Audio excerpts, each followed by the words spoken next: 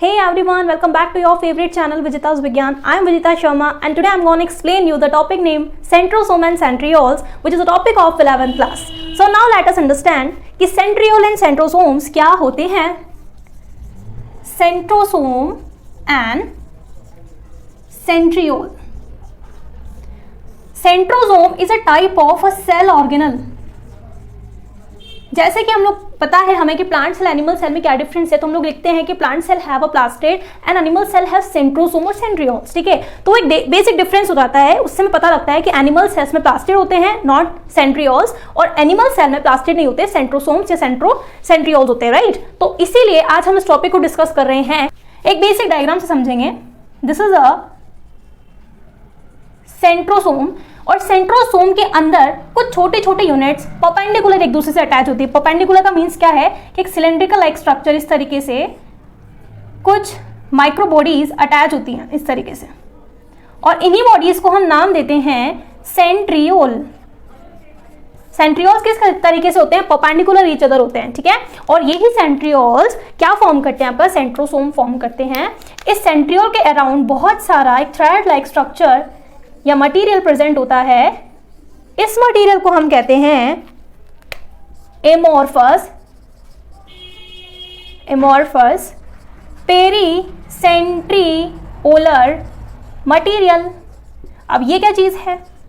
Amorphous का मतलब होता है जिसकी कोई फिक्स शेप नहीं होती है, नॉट फिक्स. ठीक है, बिल्कुल भी उसकी कोई शेप फिक्स नहीं है. ठीक है, वो कहलाता है एमोर्फस. यानी कि आपको इस वर्ड से समझ में आया होगा कि जो मटेरियल है ये इररेगुलर शेप का है. ठीक है, और पेरी मतलब क्या होता है? पेरी का मतलब होता है साइड, यानी कि लेटरल. ठीक है, पूरे रीजन में ये साइड में प्रेजेंट होता है. इसमें बहुत सारे क्या होते हैं? सेंट्रियोल्स प्रेजेंट होते हैं पूरे सेंट्रोसोम्स के अंदर. ठीक है, अब अगर हम सेंट्रियोल के सेंट्रियोल को माइक्रोस्कोपिक स्टडी करें तो सेंट्रियोल में क्या क्या प्रेजेंट होता है वो हम देखने वाले हैं. ठीक है, सेंट्रियोल के अंदर जैसे कि हम लोगों ने पहले वाली वीडियो में, या फिर अगर आप लोगों ने लेक्चर मेरा देखा हो तो हम लोगों ने पहले डिस्कस किया था सेक्शन ऑफ सीलियन फ्लैजेला. उस वीडियो में हमने पढ़ा है 9+2 अरेंजमेंट. ठीक है, उस वीडियो में हमने पढ़ा है 9+2 अरेंजमेंट. दैट मीन्स क्या है? 9+2 अरेंजमेंट का मतलब ये है कि वहां पर जो माइक्रोट्यूब्यूल्स हैं वो किस तरीके से अटैच थे? इस तरीके से वहां पर माइक्रोट्यूब्यूल्स अटैच थे. लेकिन इसके अंदर हम पढ़ते हैं 9+0 अटैचमेंट.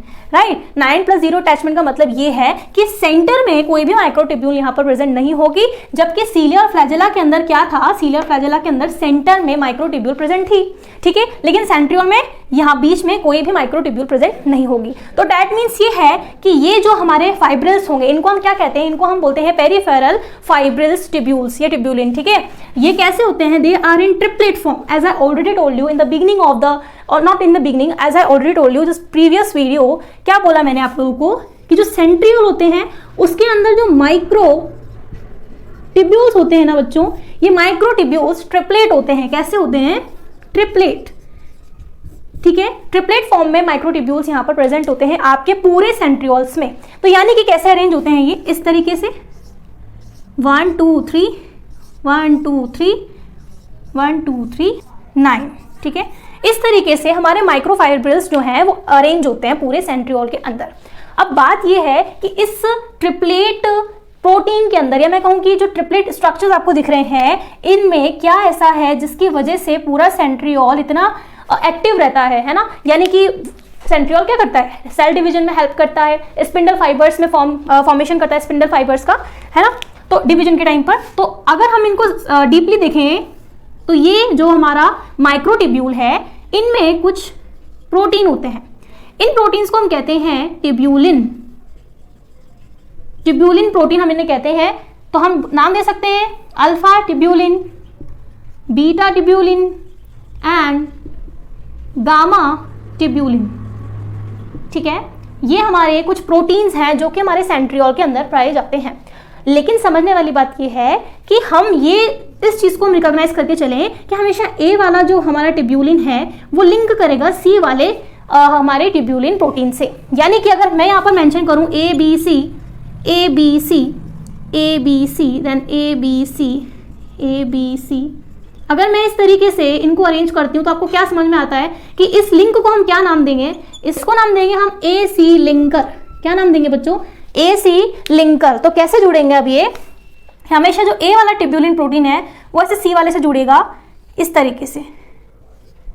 हमेशा जो ए वाला प्रोटीन है वो किससे जुड़ेगा, हमारे सी वाले प्रोटीन से, कुछ इस तरीके से, और बीच में बिल्कुल हॉलो कैविटी रहेगी। लेकिन यहाँ पर एक सर्किल होता है, या एक मैं कहूँगी यहाँ पे एक स्ट्रक्चर होता है, सेंटर में क्या होता है, एक स्ट्रक्चर होता है। ये स्ट्रक्चर क्या करता है, हर एक पेरिफेरल फाइब्रिल को जोड़ के रखता है by the help of radial spoke, जो कि हम लोगों ने सेक्शन ऑफ सीलियर फ्लैजेलम में पढ़ा है। ठीक है, इसका नाम हमने क्या दिया है, रेडियल स्पोक, जो कि हमारा सेंटर वाला जो हब है, इसका नाम क्या होता है, इसका नाम होता है hub. It is very proteinaceous in nature. ठीक है, ये भी प्रोटीनेशियस नेचर का है। ठीक है, इसके बाद में ये जिससे अटैच है, इनको हम बोलते हैं ए सी linker.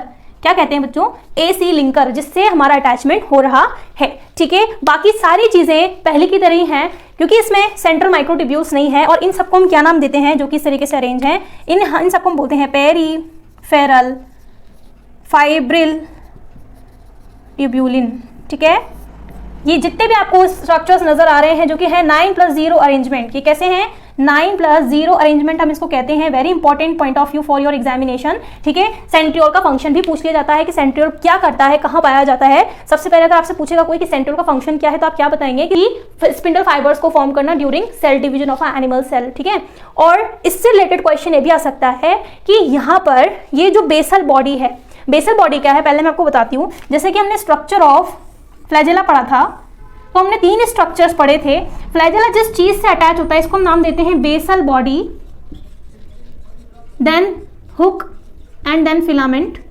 This is a typical or hypothetical diagram of a flagella. ठीक है, तो मैंने आपको बताया कि बेसल बॉडी जहां पर भी होती है, सिर्फ और सिर्फ वहां पर सेंट्रियोल प्रेजेंट होता है। ठीक है, सिर्फ और सिर्फ सेंट्रियोल बेसल बॉडी पर प्रेजेंट होता है। इसके अलावा सीलियर फ्लैजेला के अंदर कुछ अलग माइक्रोट्यूब्यूल्स अरेंज हो जाते हैं। ठीक है, तो this is a topic which is very important point of your examination. ठीक है, if you like my video then like share subscribe. Thank you.